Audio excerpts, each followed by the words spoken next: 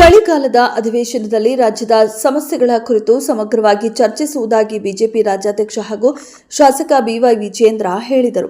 ರಾಜ್ಯ ಸರ್ಕಾರದ ನಿರ್ಲಕ್ಷ್ಯದಿಂದ ಕಬ್ಬು ಬೆಳೆಗಾರರು, ಮೆಕ್ಕೆಜೋಳ ಬೆಳೆಗಾರರು, ಭತ್ತ ಬೆಳೆಯುವ ರೈತರು, ತೊಗರಿ ಬೆಳೆಗಾರರು ಸಂಕಷ್ಟ ಅನುಭವಿಸುತ್ತಿದ್ದಾರೆ. ರಾಜ್ಯದ ಇಡೀ ರೈತರು ಸಂಕಷ್ಟ ಎದುರಿಸುತ್ತಿದ್ದಾರೆ. ಉತ್ತರ ಕರ್ನಾಟಕ ಭಾಗದ ನೀರಾವರಿ ಯೋಜನೆಗಳಿಗೆ ಹಿನ್ನಡೆಯಾಗಿದೆ. ಇವುಗಳ ಬಗ್ಗೆಯೂ ಅಧಿವೇಶನದಲ್ಲಿ ಚರ್ಚೆಯಾಗಬೇಕು ಎಂದರು.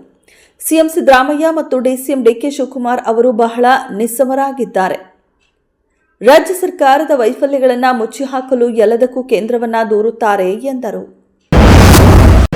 ಪಿಂಚಣಿಯು ಸರ್ಕಾರದಿಂದ ನೇರವಾಗಿ ವೇತನ ಪಡೆಯುವ ಸರ್ಕಾರಿ ನೌಕರರಿಗೆ ಮಾತ್ರ ಅನ್ವಯಿಸುತ್ತದೆ ಎಂದು ಹೈಕೋರ್ಟ್ ಮಹತ್ವದ ತೀರ್ಪು ನೀಡಿದೆ.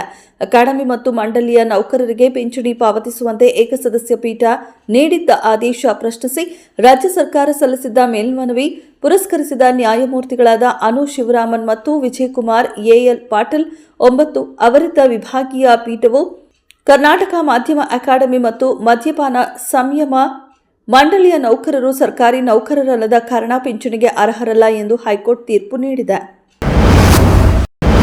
ಸಿಲಿಕಾನ್ ಸಿಟಿಯಲ್ಲಿ ದಿನದಿಂದ ದಿನಕ್ಕೆ ಬೀದಿ ನಾಯಿಗಳ ಹಾವಳಿ ಜೋರಾಗಿದೆ. ಬೀದಿ ನಾಯಿಗಳ ಕಾಟಕ್ಕೆ ಬ್ರೇಕ್ ಹಾಕಲು ಜಿಬಿಎ ನಾನಾ ಪ್ರಯತ್ನ ಮಾಡುತ್ತಿದೆ. ಇದರ ನಡುವೆ ಇದೀಗ ಮತ್ತೆ ಬೀದಿ ನಾಯಿಗಳಿಗೆ ಬಿರಿಯಾನಿ ಭಾಗ್ಯದ ವಿಚಾರ ಮುನ್ನೆಲೆಗೆ ಬಂದಿದ್ದು, ಇದೀಗ 1 ಬಾರಿ ಅಲ್ಲ, ಬದಲಿಗೆ ದಿನಕ್ಕೆ 2 ಬಾರಿ ಚಿಕನ್ ಬಿರಿಯಾನಿ ನೀಡಲು ಜಿಬಿಎ ಮುಂದಾಗಿದ್ದಾರೆ. ಇತ್ತ ಅಧಿಕಾರಿಗಳು ಬೀದಿ ನಾಯಿಗಳಿಗೆ ಸುಪ್ರೀಂ ಕೋರ್ಟ್ ಹೆಸರಲ್ಲಿ ಕಿರುಕುಳ ಕೊಡುತ್ತಿದ್ದಾರೆ ಎಂದು ಪ್ರಾಣಿ ಪ್ರಿಯರು ಆಕ್ರೋಶ ವ್ಯಕ್ತಪಡಿಸುತ್ತಿದ್ದಾರೆ. ಉತ್ತರ ಕರ್ನಾಟಕದ ಸಮಸ್ಯೆಗಳಿಗೆ ಪರಿಹಾರ ನೀಡುವುದು ಕೇಂದ್ರ ಸರ್ಕಾರದ ಜವಾಬ್ದಾರಿ ಕೂಡ ಆಗಿದೆ ಎಂದು ಉಪಮುಖ್ಯಮಂತ್ರಿ ಡಿಕೆ ಶಿವಕುಮಾರ್ ಸೋಮವಾರ ಹೇಳಿದ್ದಾರೆ. ಉತ್ತರ ಕರ್ನಾಟಕದ ರೈತರು ಎದುರಿಸುತ್ತಿರುವ ಸಮಸ್ಯೆಗಳಿಗೆ ರಾಜ್ಯ ಸರ್ಕಾರ ಪರಿಹಾರ ನೀಡುತ್ತದೆಯೇ ಎಂಬ ಪ್ರಶ್ನೆಗೆ ಉಪಮುಖ್ಯಮಂತ್ರಿಗಳು ಉತ್ತರಿಸಿದ್ದರು.